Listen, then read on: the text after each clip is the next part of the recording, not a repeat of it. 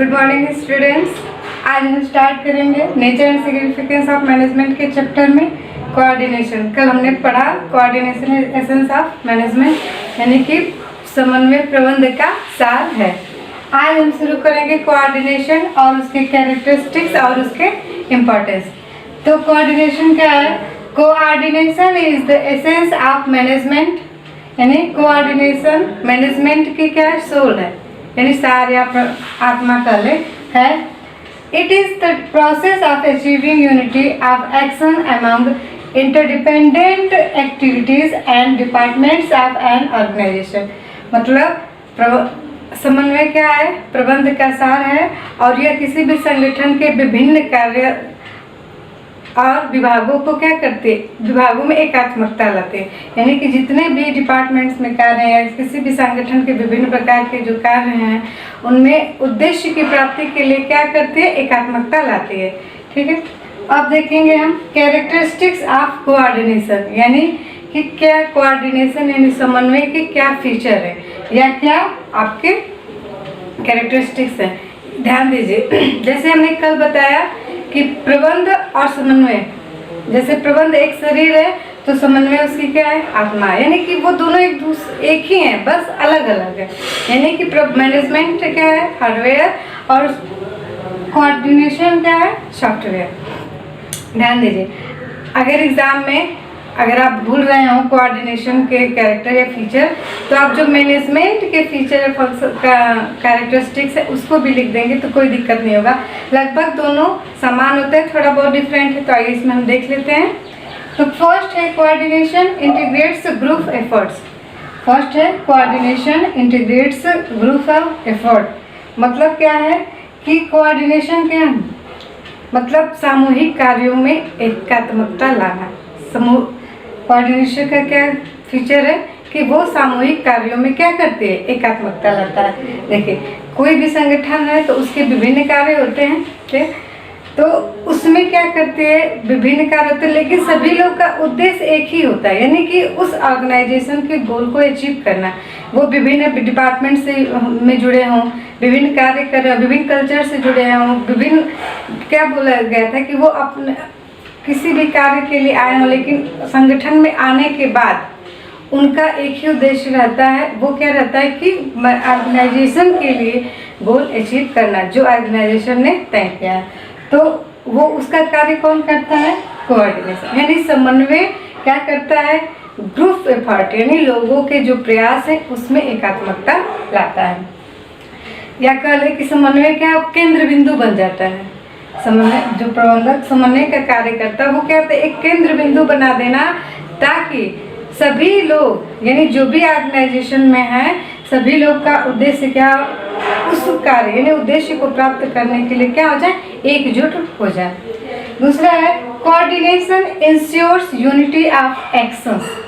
Coordination ensures unity of, मतलब कार्यों में एकात्मकता लाना। ठीक है, देखिए कोऑर्डिनेशन ये और ये लगभग एक जैसा है।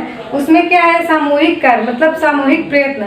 जो भी ऑर्गेनाइजेशन में पर्सन है, ठीक है ना, वो उनमें एकात्मकता लाता है।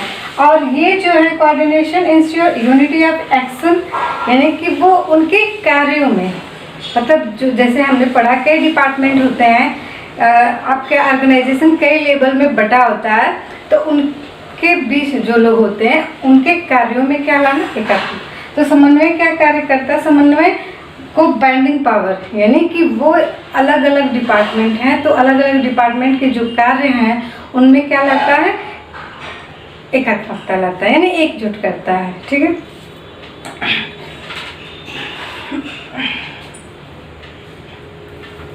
ठीक है, इसमें प्रबंधक जो है वो प्रबंधक यानी जो मैनेजर होता है, जो प्रबंध का कार्य करता है, प्रबंध वो देखता है कि जो हमारे एक्शन, जो हमारे कार्य हो रहे हैं वे सही ढंग से हो रहे हैं कि नहीं। ठीक है, और मतलब उद्देश्य प्राप्ति के लिए जितने कार्य किए जाने चाहिए वे हो रहे हैं कि नहीं, वे हो रहे हैं तो सही ढंग से हो रहे हैं कि नहीं। ठीक है, और सही ढंग से हो रहे हैं मतलब कि जैसे होता है ना कि कोई भी कार्य करने का एक नियम होता है, ठीक है, निर्धारित उद्देश्य को प्राप्त करने के लिए एक निर्धारित शेड्यूल तैयार किया जाता है, यानी योजनाएं बनाई जाती हैं, वे पूरी हो रही हैं कि नहीं, और वो किसके द्वारा पूरा हो सकता है, तो समन्वय के द्वारा। आप समझ में, आई होप समझ में आया हो। तीसरा है आपका coordination is a continuous process. देखिए, ये हमने मैनेजमेंट में भी पढ़ा था कि management is a continuous process, तो सेम है, coordination is a continuous process. देखिए होता क्या है, समन्वय ऐसा नहीं है कि प्लानिंग से स्टार्ट हो और कंट्रोलिंग पे खत्म हो जाए, तो ऐसा तो है नहीं। हमने पढ़ा था कि ये निरंतर चलने वाली प्रक्रिया है, यानी कि समन्वय हमेशा बनाए रखना, यानी जब तक आपका ऑर्गेनाइजेशन कार्य कर रहा है, जब तक आपकी कंपनी, जो भी आपकी फर्म है, एकदम कई सालों साल चलते हैं, तब तक कोऑर्डिनेशन, समन्वय क्या होता है, कंटिन्यू चलता रहता है। जैसे प्लानिंग में कोऑर्डिनेशन हम लोग ने पढ़ा, फिर उसके बाद हमने ऑर्गेनाइजिंग में, स्टाफिंग में, उसके बाद आपका आ गया डायरेक्शन और कंट्रोलिंग। फिर से कंट्रोलिंग में आपने क्या देखा कि निर्धारित उद्देश्य को पूरा करने के लिए जो हमने एस्टिमेट बनाया था उसके अकॉर्डिंग है कि नहीं, अगर नहीं है तो उसमें क्या कमियां हैं, फिर से हम प्लान करते हैं। तो ये कोऑर्डिनेशन क्या होता है, कंटिन्यू चलता रहता है, यानी प्लानिंग फिर से स्टार्ट होता है, फिर प्लानिंग पे आता है, तो ये क्या होता है, निरंतर चलता है। आगे चलता, coordination is an all pervasive function. ये ध्यान दीजिए, समन्वय क्या है, वे सर्वव्याप्त है, यानी सभी जगह है। मतलब कि एक ऑर्गेनाइजेशन में जो आपने देखा कई लेवल बटे होते हैं, यानी टॉप लेवल, सुपर लेवल कह ले, टॉप लेवल, मिडिल लेवल और क्या होता है आपका लो लेवल। ये तीनों में कोऑर्डिनेशन क्या होता है, व्याप्त होता है। अब देखिए सुपर मास्टर, जिसको कहते हैं हम लोग टॉप लेवल मैनेजर, वही कोई योजना बनाए और उसको सपोर्टिव, यानी मिडिल लेवल मैनेजर वो नहीं सपोर्ट करे, और तो जैसे हम लोग पढ़े ना, मिडिल लेवल जो मैनेजर होते हैं वे टॉप लेवल और लो लेवल दोनों को क्या करते हैं, मिला के चलते हैं, यानी कि उनके सपोर्टिव होते हैं, उनके बीच की कड़ी होते हैं, ठीक है। तो वो क्या करते हैं कि जब समन्वय तीनों लोग में नहीं रहेगा, यानी कि ऑर्गेनाइजेशन के जितने भी लेवल हैं, अगर समन्वय नहीं रहेगा तो क्या होगा, अच्छे से कार्य नहीं हो पाएगा। तो इसलिए ये आर पर्सन सर्वव्याप्त है, सभी लेवलों में क्या है, सर्वव्याप्त पर्सनल फंक्शन है। फिर है coordination is the responsibility of all managers. वही है, coordination is the responsibility of all managers. Coordination सभी मैनेजर्स की क्या है, रिस्पॉन्सिबिलिटी है। ये नहीं कि सिर्फ टॉप लेवल यानी सुपर मास्टर जो मैनेजर है उन्हीं की रिस्पॉन्सिबिलिटी है, ऐसा नहीं है। ये ऐसा नहीं कि वही सिर्फ कोऑर्डिनेशन का कार्य, वही सब में समन्वय बनाएंगे। तीनों लेवल यानी कि एक ऑर्गेनाइजेशन में जितने भी लोग जुड़े हैं सब में कोऑर्डिनेशन बनाना क्या है, जरूरी है। क्या हमने पढ़ा, coordination is the responsibility of all managers. मतलब कि कोऑर्डिनेशन कि जो समन्वय करने की जो रिस्पॉन्सिबिलिटी होती है वे यानी top level manager, middle level manager और लो लेवल मैनेजर तीनों की होती है। क्योंकि अगर कोई भी क्रिया, जैसे कोई भी नियम बनाते हैं सुपर मास्टर, यानी अगर उनमें समन्वय मिडिल लेवल वाले मैनेजर ना करे, फिर उसके बाद वन लाइन मैनेजर ना करे, तो वो समन्वय पूरा नहीं होता है। तो समन्वय का गुण क्या होता है कि वो सब में होता है, यानी कि सारे मैनेजर्स के अंदर क्या होती है, कोऑर्डिनेशन की रिस्पॉन्सिबिलिटी होती है। अब हमारा चलता है कोऑर्डिनेशन इज ए डेलिब्रेटेड फंक्शन। ध्यान दीजिए, कोऑर्डिनेशन जो होता है वो सोचा समझा कार्य होता है। डेलिब्रेटेड मतलब होता है सोचा समझा कार्य। समन्वय ऐसे नहीं किया जाता कि तुरंत, जैसे हम आप लोग को पहले भी बता चुके हैं कि अगर मान लीजिए हमको बैंक में लोन लेने जाना है, ठीक है, बैंक में लोन लेने जाना है, तो क्या हम ऐसा करते हैं कि तुरंत जाते हैं और तुरंत मिल जाता है, ऐसा तो होता नहीं। हम जाएंगे, फॉर्म फिलअप करेंगे, लोन के लिए क्या करेंगे, फॉर्म फिलअप करेंगे, यानी मांगेंगे। उसके बाद उसमें जो मैनेजर होते हैं हर स्टेज पे, वे एक क्या करते हैं, अप्रूवल करते जाते हैं। यानी कि मान लीजिए हमने मॉर्गेज, जैसे हम बोले ना सिक्योरिटी रखनी पड़ती है, जितना बड़ा लोन लेंगे वो लोग देखते हैं कि उतना बड़ा लोन लेने की हैसियत है कि नहीं मेरी, यानी जो भी हम सिक्योरिटी रखते हैं वो उसके बराबर है कि नहीं है, ठीक है ना। ये नहीं कि हमको 10 लाख का लोन चाहिए और मेरे पास कुछ है ही नहीं, तो ऐसा तो देंगे नहीं। तो क्या होता है, ये सोची समझी, इसका मतलब समझिए कि कोई भी ऑर्गेनाइजेशन है तो जो समन्वय का कार्य होता है वो क्या होता है, एक सभी लोग सोच समझ के करते हैं, ठीक है ना। यानी कोऑर्डिनेशन इज ए डेलिब्रेटेड फंक्शन, यानी समन्वय क्या एक सोचे समझा कार्य है। ऐसे नहीं कि कोई भी प्रबंधक बिना सोचे समझे कुछ भी कर दे। तो ये रहा आप लोग का characteristics of coordination, I hope समझ में आया हो। अब देखिए इम्पोर्टेंस ऑफ कोऑर्डिनेशन, यानी कोऑर्डिनेशन के क्या महत्व है। अब आप लोग समझ ही गए होंगे कि कोऑर्डिनेशन हमने इतना डिटेल में पढ़ा, तो उसके महत्व यानी कि बिना प्रबंध के कोई भी ऑर्गेनाइजेशन, यानी बिना मैनेजमेंट बिना कोऑर्डिनेशन के कोई भी ऑर्गेनाइजेशन एग्जिस्ट नहीं कर सकता। कर सकता है? कभी नहीं कर सकता। आपने देखा होगा कि जहाँ भी छोटे पैमाने पे अगर मैनेजमेंट सही नहीं है तो वो नहीं चलता है। ये यहाँ तो बड़े बड़े ऑर्गेनाइजेशनों की बात हो रही है। पहला है इसका importance growth in size. Growth in size,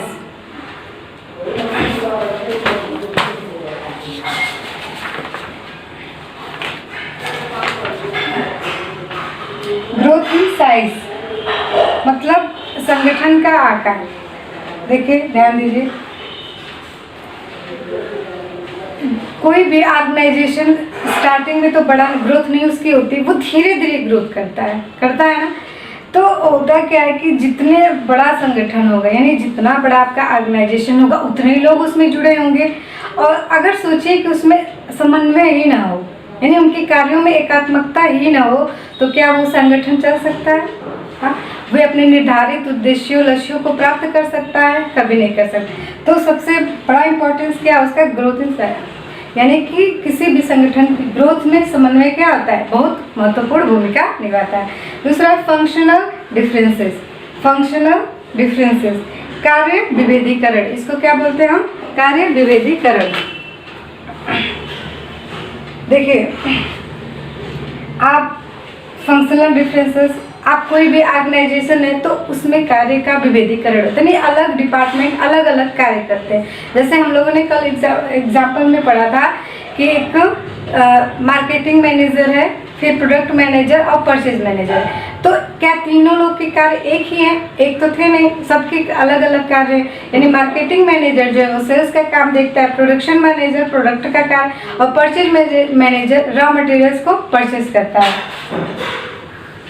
तो सबके कार्य क्या है? अलग अलग हैं। तो उनमें वो क्या लाता है? समन्वय क्या महत्वपूर्ण भूमिका निभाता है? उनको उनके कार्यों में एकात्मकता लाता है। फंक्शनल डिफरेंस, यानी कि अलग अलग डिपार्टमेंट के जो अलग अलग कार्य होते हैं उनको क्या करता है? उद्देश्यों को प्राप्त करने के लिए उसमें इंटीग्रेशन लाता है, ठीक है। अब देखिए स्पेशलाइजेशन। स्पेशलाइजेशन को ध्यान से देखिए, यानी इसको हम कहते हैं विशिष्टीकरण। क्या कहते हैं? विशिष्टीकरण। आपने देख रखा है कि जैसे जैसे इस समय के ऑर्गेनाइजेशन बड़े होते जा रहे हैं उसमें जटिल टेक्नोलॉजी यानी कॉम्प्लेक्स टेक्नोलॉजी क्या और इम्प्रूव होती जा रही है। तो जाहिर सी बात है हम अपने ऑर्गेनाइजेशन में स्पेशलिस्ट को हायर करते हैं।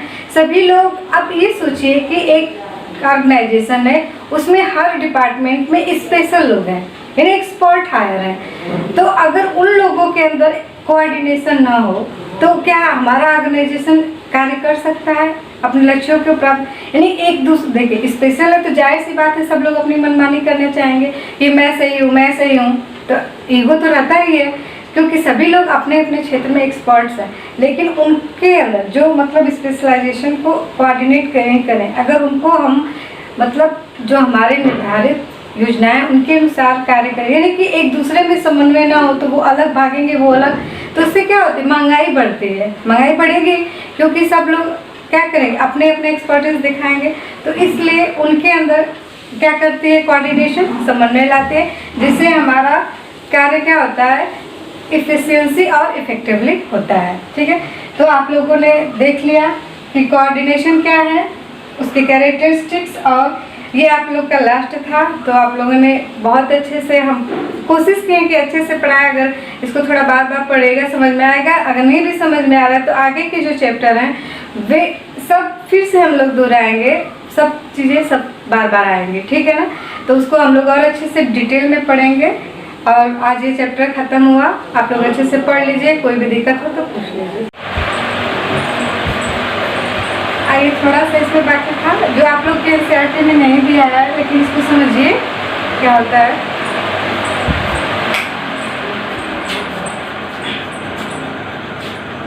Coordination versus cooperation. सबसे पहले इसको एग्जाम्पल से समझिए। जैसे क्या होता है कि एक इच्छा होती है, किसी कार्य को करने की एक अपनी इच्छा होती है। जैसे आप क्या करते हैं, आपकी इच्छा हुई पढ़ने की, ठीक है, तो जो आपकी इच्छा है यानी विलिंगनेस है ना, खुद की कार्य करने की इच्छा जो होती है वो कोऑपरेशन होता है, ठीक है। और जब आपके टीचर्स और आपके पेरेंट्स जब उसको डायरेक्शन देते हैं कि आप ऐसे पढ़ो, ये पढ़ो, तो वो क्या होती है, कोऑर्डिनेशन, ठीक है। तो इसी को चलिए पढ़ते हैं, समझते हैं। Cooperation refers to the voluntary collective efforts of various individuals working together in an organisation. मतलब कोऑर्डिनेशन रिफर्स टू वॉलंटरी, मतलब इच्छा, स्वेच्छा से जो कार्य आप या स्वेच्छा से जो भी इंडिविजुअल्स क्या करते हैं, एफर्ट करते हैं, अपनी इच्छा से जो कार्य करते हैं, वेरियस इंडिविजुअल वर्किंग टुगेदर, साथ साथ काम, यानी किसी ऑर्गेनाइजेशन में जब अपनी इच्छा से काम करते हैं टू अचीविंग कॉमन गोल, उसके कॉमन गोल को अचीव करने के लिए, तो वो क्या कहलाता है, cooperation. Coordination to contenary is the deliberate unity of action for the achievement of common goal. Cooperation क्या होता है, जब मैनेजर द्वारा मतलब जो मैनेजर डायरेक्टिंग करते हैं, इंस्ट्रक्शन देते हैं, उसके अनुसार आप काम करते हैं, तो वो कार्य क्या होता है, कोऑर्डिनेशन। समझ में आया कि मतलब जब हम कोई भी कार्य अपनी स्वेच्छा से करते हैं, यानी हम किसी को कोऑपरेट कर रहे हैं, स्वेच्छा से करना, कोऑपरेट करना, और किसी के द्वारा डायरेक्शन मिलने के बाद करना, वो क्या होता है, कोऑर्डिनेशन। जैसे क्या होता है कि कोऑर्डिनेशन वर्सेस कोऑपरेशन, ये एक दूसरे के पूरक है। अगर हमारी इच्छा नहीं रही पढ़ाने की आप लोग को, तो क्या आप लोग पढ़ा पाएंगे, नहीं पढ़ा पाएंगे। आप लोग की इच्छा नहीं है पढ़ने की, तो हम पढ़ा पाएंगे, नहीं। यानी कि कोऑर्डिनेशन और कोऑपरेशन दोनों एक दूसरे के लिए क्या है, बहुत जरूरी है। किसी भी ऑर्गेनाइजेशन में कोऑर्डिनेशन और कोऑपरेशन क्या होना, एक दूसरे के पूरक है, होना जरूरी है, ठीक है।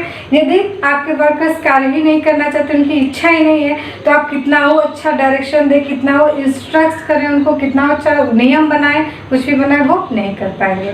अगर लेकिन वो कोऑपरेटिव हैं, वो करना चाहते हैं, तो आप कुछ भी कहेंगे, कोई भी इंस्ट्रक्शन देंगे तो वो फॉलो करेंगे। आगे है, cooperation is an informal concept whereas coordination is formal concept।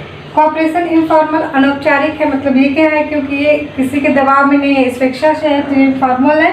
लेकिन कोऑर्डिनेशन के फॉर्मल है, यानी मैनेजर के द्वारा क्या होता है, समन्वय किया जाता है।